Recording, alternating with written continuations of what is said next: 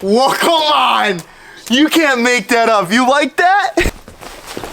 Oh! All right, your turn, go. Oh. Did you get it? Yeah, I got it. No way. From distance. Oh, I want to swoosh. Oh! All right, Coop thinks he's better than me, so he's gonna do that shot instead of me. Oh, that was close! All right, take 2. Oh, take 4. Oh, geez. Give me that. Let me see this thing. Coop couldn't show me up. Here we go. From a distance. Oh! Did that make it? Dang! We got a little Michael Jordan up in the hood. Anyways, what is going on, guys? Today, well, tonight, don't worry, we've been working all day, don't you worry about that. But this weekend, I've been thinking, you know, being an automotive YouTuber, it's quite weird because, like, our whole purpose on the internet is to build cars, but it got me thinking, like, what cars have I built for a purpose? And what cars did I build just to build? Now, we're working on the E30 and everything, so I figured the E30 was a perfect car to start this journey with. Let's get on with it. All right, just got done smoking Coop. We played to 5 points. I got 5, he got 1. But anyways, as I was saying, I feel like the E30 is one of the cars that had a purpose. And maybe it doesn't mean much to you guys anymore because we're constantly just all over the place, constantly traveling, constantly getting new cars. But today's video is to bring back that purpose, and it all starts when I was 17 years old. Now, you wouldn't know this unless you're a super OG viewer of Hager Garage, but back when I was like 16 or 17, I actually owned an 89 BMW E30. And now this was before I even knew anything about cars, before I like really even got into them. I just remembered always wanting a rear-wheel drive car. This dude was selling an E30 for 500 bucks, not even running or anything. I remember flat towing it from the dude's house all the way to my house, and it turns out the only thing that we had to do was we took some fuel line and we just covered up a rusted area on the fuel line underneath the car, and we ended up just putting a couple hose clamps on it, putting a little tractor fuel filter on it, and then she was good to go. Not saying it's the right way, but we ended up figuring it out. Long story short, that car led me nothing but issues. I was on a Subway salary. I had no money. I had no knowledge behind the platform whatsoever. Left me stranded probably like 8 to 10 times. And I actually ended up hiring this dude off Craigslist like 10 times probably to come over to my house and fix the car for me. Ran out of money pretty quickly. Ended up actually trading that car for the Ricer Miata that you guys know today and actually starting my channel that way. But I think it's safe to say that the E30 was a big starting platform for me. And then many years later, we ended up buying this car. You like the new whip? Dude, this might arguably be the best old car you have, besides the GTR.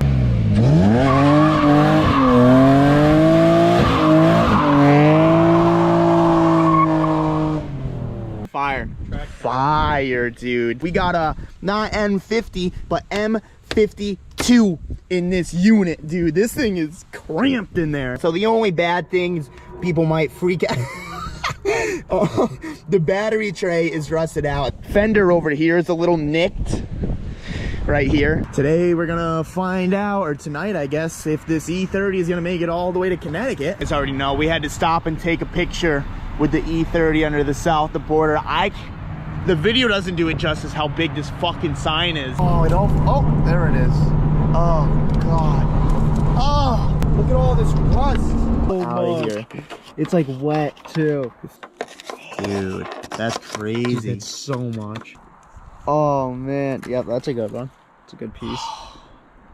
Imagine if I ate it like a chip. Oh man. Burn out, burn out, burn out, burn out. Burn out, you say? I say burn out.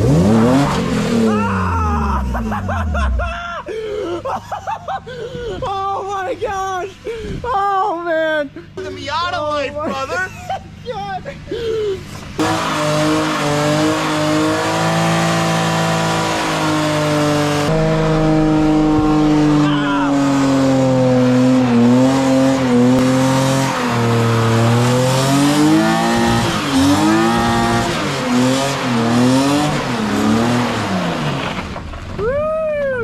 Now, sadly, this is the state of that car now. When I got the car, I was super hyped on it. It had an M52 in it. Thing was absolutely sweet. Of course, in the automotive YouTube world, nothing is ever enough. Cool M52 E30 swap, like, not bad, right? No, I wanted to turbo it. I wanted to make it fast and enjoyable because for some reason the M52 wasn't enough. So I ended up acquiring turbo parts for this car, but at the time, and I'll be honest now, I regret it. At the time, I thought this thing was too rusty. By the battery box over here, it's got some rust and stuff. It's got some rust up there, and I didn't think it was clean enough to turbo.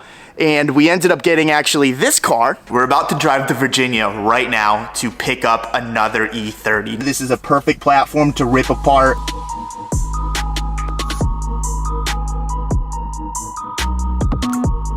Dude, but like, other than the paint, it's pretty clean. Dude, it looks super good.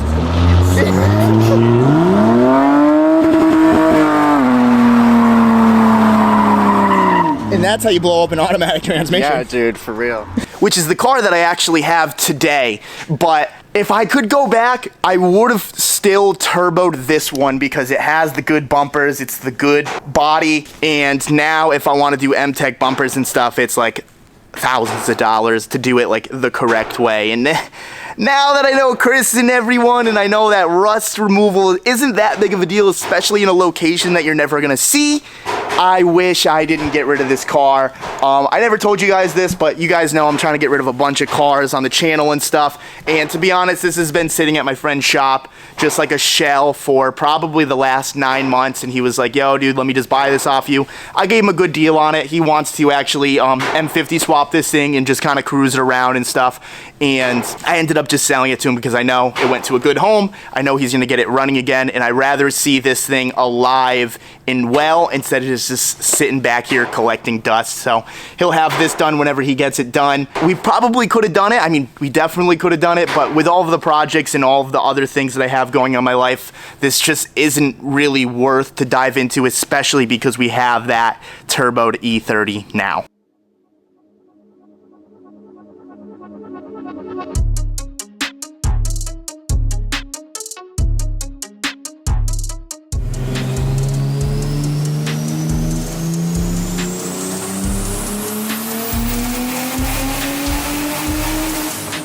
Without M3 cams, 450 is pretty solid. Is this safe? Yeah. Yeah? You have no, yo. Bro, it sounds sick though.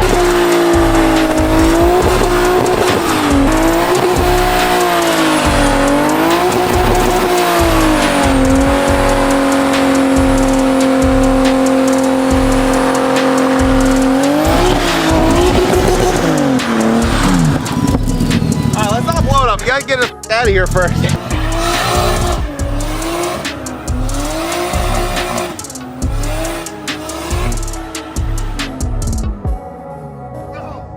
thing is a burnout machine. We do a proper compression test, and that's gonna kind of tell me if I want to die or not. Watch us be dead. I guess I shouldn't be laughing.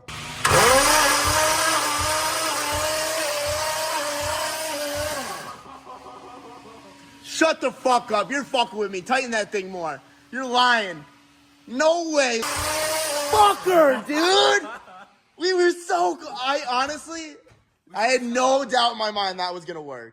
We should have just stopped at the first 3. Oh, that's gross. I won't go beat the fuck out of those gloves. And that right there leads us to the car that we have today that we turboed, we blew it up, we swapped the engine, we turboed it again, and here we are in today's video. Now, we started building this about 1.5 years ago, which in a YouTube perspective, not the best, but what people have to keep in mind, at the end of the day, I'm just a normal person, just like everyone else. I don't have this crazy team.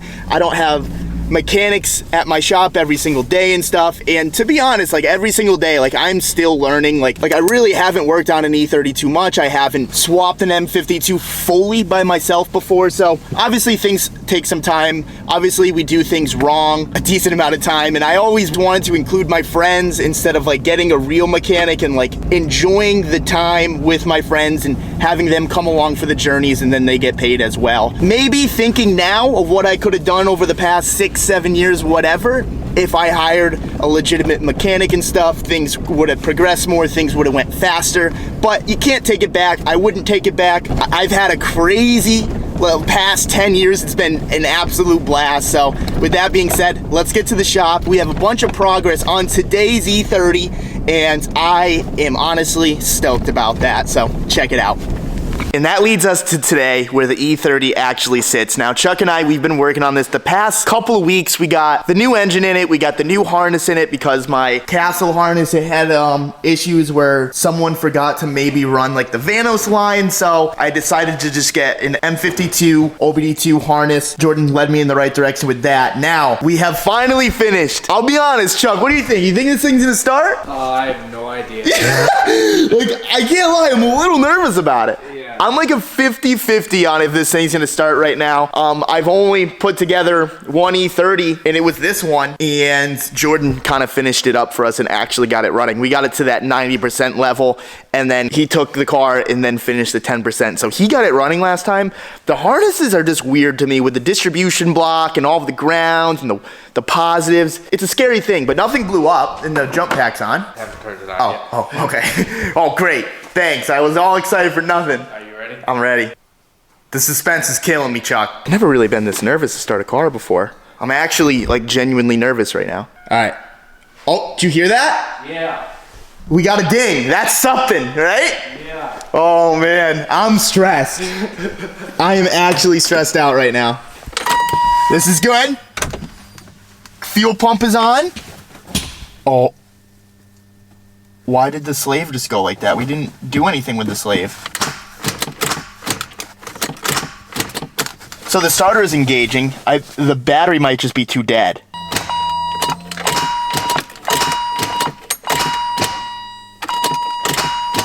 Huh. That's strange because it's getting signal and the starter's getting power. Huh. All right, so I think we got the problem. Chuck, you feel better about it? I do now. All right. Well, only this second's gonna tell. I'm pissed that the slave popped. I don't know why that happened.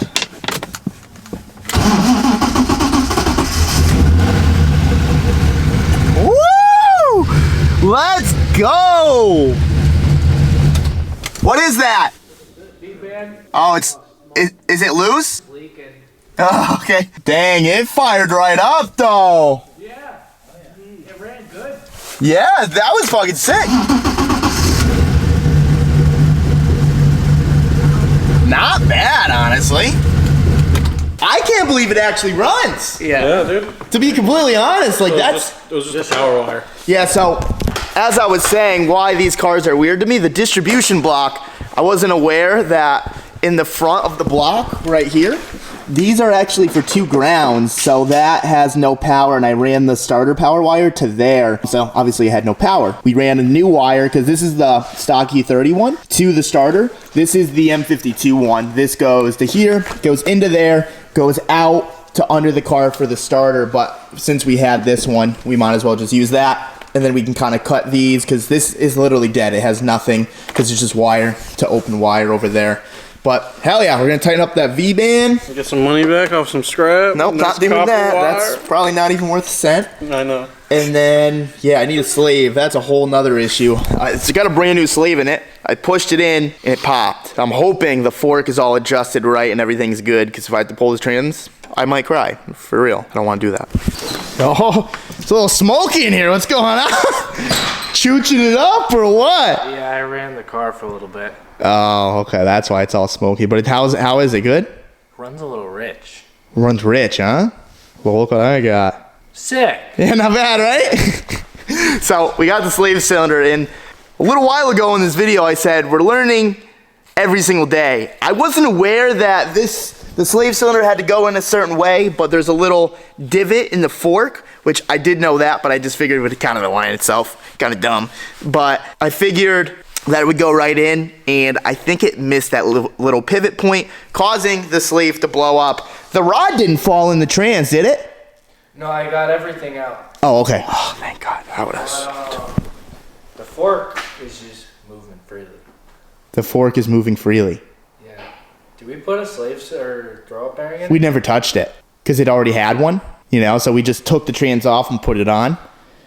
But yeah, I don't know about the fork moving freely. We got to look into that.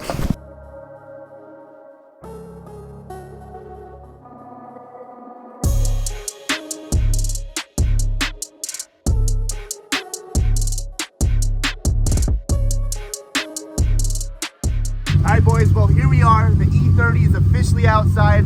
As you can see, Mother Nature is sadly against us. We really wanted to strive to have this car completely done. That's why we haven't filmed the past like 4 or 5 days.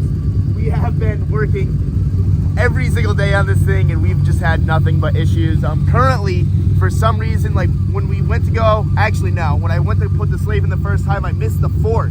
So I had to get a new slave. That was a day behind. And then we put it in. We have been bleeding this thing for 2 days and we cannot get this thing into gear to save our lives. We have bled it so many times to the point where we've tried 3 different ways and for some reason we just can't get it into gear. I'm kind of hoping that it didn't put the clutch in wrong. It's got a DKM twin disc.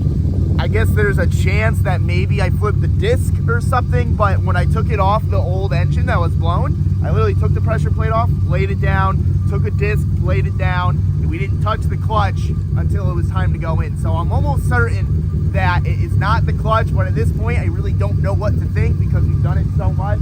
Right now we're just letting it bleed. You can see the roads over here. To be honest, even if the clutch was working, I don't think we would be making it anywhere on the E30. I didn't even know we were having a storm. I wasn't even prepared for this, but on the bright side, when everyone leaves over there, we can do some snow drifting and stuff. But hopefully you guys like this format of video. I just wanted to show you guys where this car came from and where the love for the E30 came from me. So hopefully you guys enjoyed this video. We're probably gonna go back inside because it is absolutely freezing and we just ran out of wood in the shop. So the day has kicked us in the ass, I may say. But until next one, guys, we'll see you then. Peace out.